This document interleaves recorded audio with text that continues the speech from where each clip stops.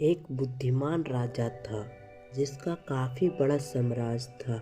उसके राज्य में प्रजा हर तरह से खुशहाल थी। राजा को अपने उत्तराधिकारी की तलाश थी।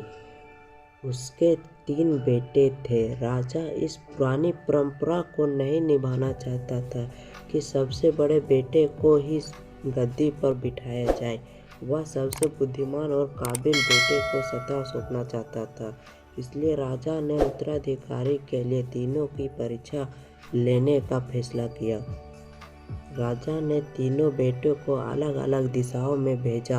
उसने हर बेटे को एक एक सोने का सिक्का देते हुए कहा कि वे इसे ऐसी चीज खरीदे जो पुरानी महल को भर दे।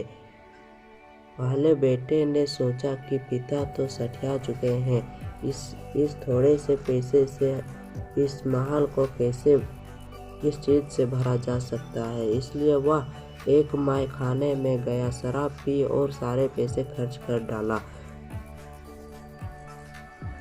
राजा के दूसरे बेटे ने इससे भी आगे सोचा। वह इस नतीजे पर पहुंचा कि शहर में सबसे सस्ता तो कूड़ा कचरा ही है। इसलिए उसने महल को कचरे से भर दिया।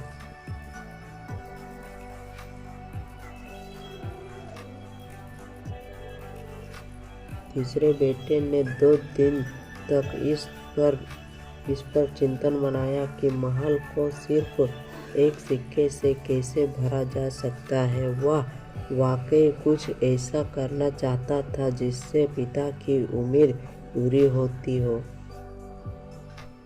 इसने मोमबत्तियां और लेबन की बत्तियां खरीदी और फिर पूरे महल को रोशनी और सुगंध से भर दिया।